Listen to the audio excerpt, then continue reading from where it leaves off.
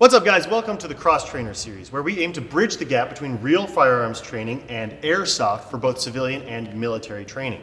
In this video, we're joined by our two guest instructors, Ryan and Mojo, who are both currently active duty law enforcement. Ryan, happy to be here. Been a cop about 15 years and look forward to the video. Mojo, been a cop now for about 4 years, prior military, and I'm also very happy to be here. In this episode of the Cross Trainer series, we're going to be talking about transitions, transitioning from your primary to your secondary and back and forth, and the variety of ways to do that, whether those varieties of ways actually matter.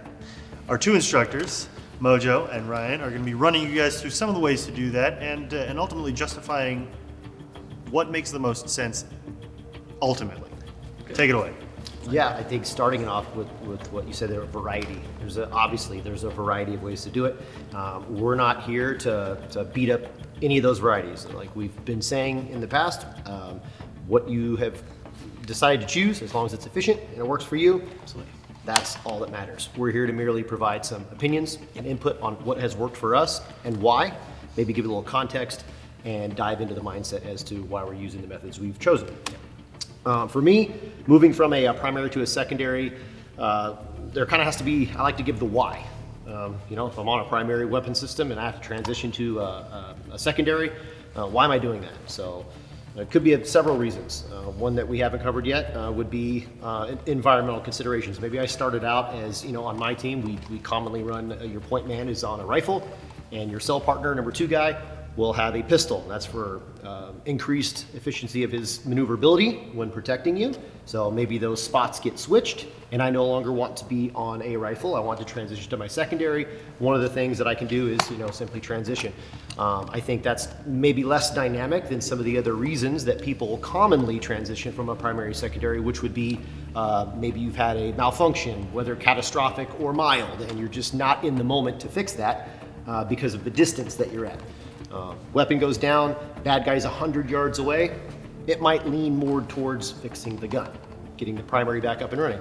If we're at 5 to 15 yards, it's going to be obvious that time is of the essence. We're going to need to transition off this weapon system, not figure out what's wrong with it right now, and get a secondary platform up.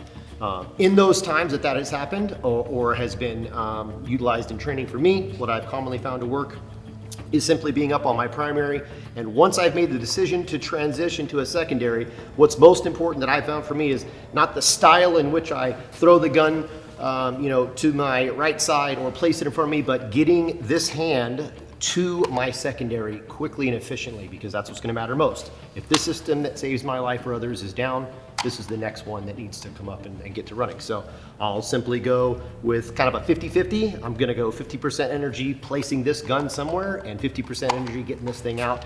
And what that looks like is just simply coming down to this thing, marrying up, and we're back up and in that fight. Some are gonna say, hey, I sling it to the side because it opens up the gear that I have here. I mean, I can still get to my gear quite efficiently if I need to. So that's kind of where I go with the mindset and the why behind that method. And then I know it changes for some of the way that you do things as well. Yeah, if we look at it solely based on a mechanical aspect, like, hey, is one way quicker than the other? Sure, but do you train one way more than the other, so therefore you're faster? That's absolutely the thing. Understanding as well too, to touch a little bit more on what Ryan had to say, you don't know why this thing stops working. Let's say you start shooting in airsoft, let's say you have a jam.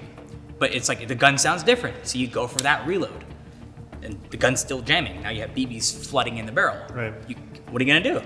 It's like, oh wow. So the idea behind it was when this thing stops working, we don't know why it stopped working. We just know that it went down. It doesn't matter why it's not working. Exactly. All we know that it's not working. So if I'm shooting, shoot. Oh no, if something happened, attempt to place that weapon on safe. Sometimes certain conditions of the gun, like a real gun, for example, if I pull the trigger, firing pin goes forward, and I can't put the gun on safe. Right. So I'm not gonna sit there and I'm like, okay, in order for me to transition, gun needs to go on safe. I'm sitting here, like, it's not going on safe, so I don't transition anymore? No, you attempt to place weapon on safe. So we're gonna go ahead and sweep that weapon on safe, and like what Ryan was saying, transition to that next source of another weapon system that has the ability to put effective rounds downrange. Obviously with time, distance, and shielding in whatever the environments you're in. So 3 methods that we've been seeing in the both communities to transition from rifle to pistol. primarily, right? We could drop it straight down. So the problem with dropping it straight down, for some people, you might hit some important spots in the front of your body, and sometimes that sucks. But I always caveat it with this: we wear kit, we wear equipment, and the rifle will hit the kit first before it does anything else. Unless you're on the flat range and you don't like to wear kit, that's fine too. So shoot, shoot, shoot, weapon goes on safe, transition. So as soon as the weapon goes on safe, immediately my right hand, as soon as it sweeps the gun on safe, it's immediately going for that pistol, reading the detention devices, and as soon as, honestly, by the time my primary hand makes contact with that pistol, rifle's already down here, I just let it go. Right. And I work the process of a normal draw. That's all it is. Okay? So you're at the time you're transitioning, no matter which technique you're going for, the minute this thing starts to move downwards, the minute this stops working, your hand is immediately reaching for your secondary source, regardless of what's happening. Yeah, if this thing just stops working and I made the decision, as soon as this thing gets even touched on safe or I attempted to sweep it, even if I miss it, this hand's immediately going for the pistol. And in a perfect world, it would look like this. Right. Because at least the gun is like my goal is to get a working gun in the fight. Working gun, right? So that's straight down. We have another method, which is going to be rotate the ping pong paddle upwards. So we're going to rotate the gun in a clockwise fashion. So like touch. That one, the problem with me, slings. So that happens sometimes, but if we do work that process alone, the gun comes out, pull the trigger, do what I need to do, and obviously the gun's right here in a position to be picked up again. But sometimes we found it that this happens, and I want to pick the gun up, and I'm like, oh crap. So the sling gets stuck right there, and it sucks. I'm not a fan of that. The other method that we've also seen is as well, we shoot, shoot, shoot, shoot. Weapon goes on safe, I swing it all the way to the side. We've traveled a whole distance from here to here versus here to here. That distance is definitely different. So we take that distance, we go here, all the way to the side, opens it up, normal draw, work that process, but it takes a little bit longer to stow the gun because the majority of the people won't start firing with one hand. Like, oh gosh, I mean, you might, you never know, right? But like what Ryan was saying, it doesn't matter which one you pick. It doesn't. Because the priorities of work right now is to go from a working gun to another working gun. Or a gun that's no longer working to one that is working. So however you choose to do that, play with it. Go out, go to the backyard, go to the garage, shoot some BBs, figure out which way you like. Because ultimately, the more time you spend not engaging a target, that's more time for him to engage you back. Exactly. Yeah, suppression, like in Airsoft is a thing, absolutely. Or when it comes time I'm entrusted to put myself in a position to save lives of my teammates, or lives of my coworkers, or lives of anybody else. I want to be able to be put in that position. So a lot of people say like, hey, like the Call of Duty phrase, remember, switching to a sidearm is always faster than reloading, right? That whole freaking thing from Call of Duty 4. You've debunked this. I know. I mean, it might be. Reloading may be quicker, but the problem is the gun just stopped working. We don't know. I mean, we could assume that the bolt's locked to the rear and it could just need another magazine. We could also assume that, but I would rather go from a guaranteed that's not working to a guaranteed that is working. Versus, let's say I go through that process of doing that reload, press, oh, I do a reload, mag goes in, I'm like, crap, the gun's still not working. I could have just saved my time by doing this, right. Finishing the engagement, like, hey, Ryan, check up. So boom, he peps in front of me, but he's covering me. I'm like, I'm gonna figure out what's wrong with my gun.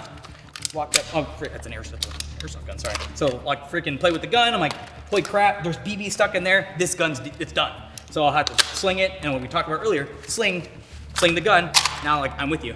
And now you're rocking and rolling just with your handgun until I can get this thing fixed. I'll figure it out later. And it all requires context as well. Like at 100 plus yards, it may be beneficial to make a quick assessment of what's wrong with your primary because you have the time and the distance to do so.